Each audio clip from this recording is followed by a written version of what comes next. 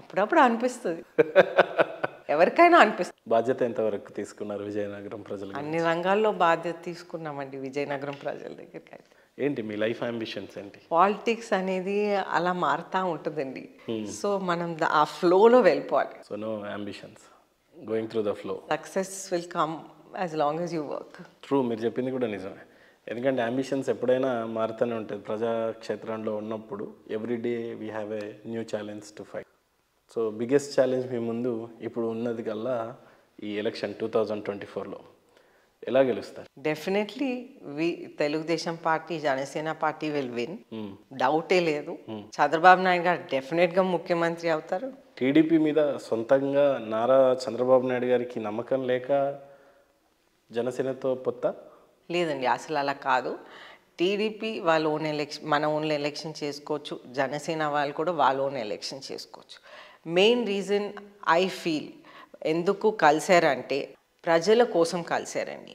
ఇప్పుడు మనం ఈ వైసీపీ ప్రభుత్వం చూస్తుంటే వాళ్ళు, మనం చూస్తున్నాం ఓటర్ లిస్ట్ ఎలాగ తారుమారు చేశారో. ఇప్పుడు అటువంటి వైసీపీ ప్రభుత్వం ఏదైనా చేసేస్తుందండి. ఆ పార్టీ అటువంటిది, వాళ్ళ లీడర్స్ అటువంటి వాళ్ళు, they'll do anything. So when you can do a voter list, voter list తారుమారు చేస్తున్నప్పుడు ఏదైనా చేయొచ్చు. అసలు ఒక బేసిక్ ఎథిక్స్ కూడా లేదు. సో నా ఒపీనియన్లో చంద్రబాబు నాయుడు గారు, పవన్ కళ్యాణ్ గారు ఎందుకు కలిశారంటే ప్రజల మంచి కోసం, మన ఆంధ్రప్రదేశ్ మళ్ళీ స్వర్ణాంధ్రప్రదేశ్గా చేయాలని, అలాగే మన అమరావతి మళ్ళీ కట్టాలని, కంటిన్యూ చేయాలని, పోలవరం అలాగే కంటిన్యూ చేయాలని, ఇటువంటి అన్ని మంచి మంచి ప్రాజెక్ట్స్ కంప్లీట్ చేసి విజన్ 2047 ఒక పాజిటివ్ విధంగా తీసుకొని మన ఆంధ్రప్రదేశ్ని really it should be like a fantastic Andhra Pradesh, ఆ విధంగా తీసుకువెళ్తారనే ఉద్దేశంతోనే ఈ కలయిక. మేడం, ఈ క్వశ్చన్ మీకు చాలా బాగా సూట్ అవుతుందేమో, సిన్స్ యువర్ యంగ్స్టర్. ఈ రోజులలో యంగ్స్టర్స్ పాలిటిక్స్లోకి రావాలి అని అనుకుంటే యువత money without politics not possible అని, డబ్బులు ఉంటేనే రాజకీయం అని, పలుకుబడి ఉంటేనే రాజకీయం అని, లాబింగ్ చేసే సత్తా లేకపోతే రాజకీయంలో పనికిరామని, వాళ్ళలో సత్తా ఉన్నా చేయాలని కాంక్ష ఉన్నప్పటికీ రాజకీయాల్లో రాలేక ఉంటున్న వారి కోసం యాజ్ ఏ బీయింగ్ యంగ్స్టర్ మీరేం చెప్తారు? వాళ్ళు రాజకీయంలో ప్రయత్నం చేశారా అని నేను అడుగుతున్నా. ప్రయత్నం చేయకుండా ఇటువంటి అపోహలు పెట్టుకోవటం is little, you must try it. So every youngster should think once again అంటారు. అఫ్ కోర్స్ ఎన్టీఆర్ గారు పార్టీ పెట్టినప్పుడు ఎంతమంది యంగ్స్టర్స్ వచ్చారండి, వాళ్ళు ఎప్పుడు రాజకీయంలో ఉంటారని అనుకోలేదు కూడా. ఎన్టీఆర్ గారితో ఒక ఆతో వచ్చారు, అలాగా ఆరా చూసి అలాగా అని they were so enamoured with him. ఎంతమంది యంగ్స్టర్స్ వచ్చి మున్సిపల్ చైర్మన్స్, మున్సిపల్ కమిషనర్స్, వేరే వేరే రంగాల్లో సర్పంచెస్, ఎంపీటీసీస్, రిప్రజెంటేషన్స్ డిఫరెంట్ ఫీల్డ్స్లో ఎమ్మెల్యేస్ అయ్యి, అలాగే కొంతమంది మినిస్టర్స్ అయ్యి, కొంతమంది ఎంపీస్ అయ్యారు. అది టోటల్ ఒక చంద్రబాబు నాయుడు గారు కూడా పుట్టినప్పటి నుండి కూడా ఏం బాగా డబ్బు సంపద బిజినెస్లు చేసో సెలబ్రిటీ సినిమాలు చేసో రాలేదు, రైతు కుటుంబం నుంచే వచ్చారని అంటారు. చాలా మంది రైతు కుటుంబం నుంచి వచ్చారండి. సో యంగ్స్టర్స్కి ఇంకోసారి క్వశ్చన్ చేసుకోమని అంటారు, ప్రయత్నం అనేది ఖచ్చితంగా చేసి చూడండి, ఆలోచనలు కాకుండా అంటారు. సో అప్కమింగ్ డేస్ పాలిటిక్స్ ఫ్యాక్షనిస్ట్గా మారుతున్న క్రమం చూస్తూ ఉన్నాం. వైసీపీ నేతల మీద టీడీపీ వాళ్ళు దాడి చేయటం కానీ, లేకపోతే వాళ్ళు టీడీపీ నాయకుల మీద దాడి చేయటం కానీ, రానున్న రోజుల్లో ఈ ఫ్యాక్షన్ కైండ్ ఆఫ్ పాలిటిక్స్ ఎక్కువగా ముదిరేటట్టుగా కనపడుతూ ఉన్నాయి. ఇంకెక్కువగా చెప్పాలి అని అంటే ఈ రోజుల్లో నాయకులు ఎంత ఎక్కువగా బూతులు మాట్లాడితే, ఎంత ఎక్కువగా అరుస్తే వాళ్ళే నాయకులుగా కనిపిస్తూ ఉన్నారు. సో మీరేం చెప్తారు దీని మీద? నా ఒపీనియన్లో మనం తెలుగుదేశం పార్టీలో, ప్రత్యేకంగా విజయనగరంలో మన తెలుగుదేశం పార్టీలో అయితే బూతులు మాట్లాడేటోళ్ళు ఎవరు లేరండి. ఉన్నది మీరే, ఇంకేం మాట్లాడతారు?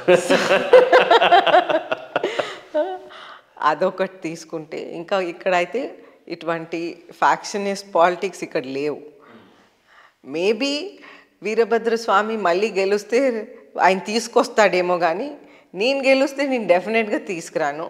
అలాగే నేను ఇటువంటి ఈ ఏరియాలో ఫ్లోట్ అయ్యే డ్రగ్స్ లాంటి ఇటువంటి అన్నీ మనం డెఫినెట్గా చంద్రబాబు నాయుడు గారికి తీసుకువెళ్ళి ఇది ప్లీజ్ అరికట్టండి అని మనం డెఫినెట్గా కోరుతాం. మేడం ఏ క్వశ్చన్ అడిగినా కూడా చాలా డిప్లొమాటిక్గా చెప్తున్నారు. నేను కొద్దిగా మిమ్మల్ని ఇబ్బంది పెట్టే ప్రయత్నం చేద్దామని I need to ask some rapid fire questions on you. Okay, I ask you 2 leaders name. అందులో మీరు ఎవరినన్నా ఒకరిని సెలెక్ట్ చేసుకోవాలి, ఎందుకు అని చెప్పాలి. ఓకే, నరేంద్ర మోడీ ఆర్ అటల్ బిహారీ వాజ్పేయి, ఎవరిని తీసుకుంటారు? అటల్ బిహారీ వాజ్పేయి అండి. వై?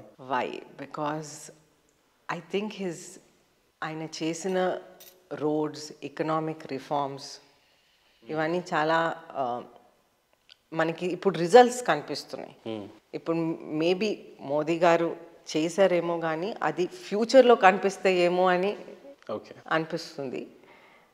వాజ్పేయి గారిది అయితే వారు ముందు చేశారు, ఇప్పుడు కనిపిస్తున్నాయి. Nara Chandrababu Naidu or NT Rama Rao? నేను ఎన్టీఆర్ గారితో పెరిగానండి, so it is definitely NTR గారు.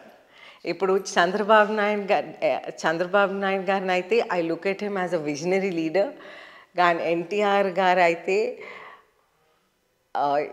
It's my heart. Okay, Ashok Gajapathi Raju garu or NT Ramarao గారు? అంటే ఫాదర్ అన్నప్పటికీ ఫాదరే వస్తారండి. మీరు నన్ను ఎక్కడ ఇరికించలేకపోయారని ఇక్కడ ట్రై చేస్తున్నారు. ఇప్పుడు ఫాదర్ మదర్ ఎవరి ఫేవరెట్ అని అడగండి. ఎందుకంటే మొత్తం ఇంటర్వ్యూలో గమనించినప్పుడు ఎన్టీ రామారావు గారు అనగానే మీకు ఆ రెస్పెక్ట్ కానీ ఆ ఇష్టం కానీ కనిపించింది. సో అందుకని ట్రై చేశాను నేను, either him or me father అని చెప్పేసి. వై మీ ఫాదర్ అంటే అబ్సల్యూట్లీ చూస్ చేశారు కాబట్టి చెప్పండి. వై అశోక్ గజపతి రాజు గారు అంటే? వై అంటే first of all my father అండి.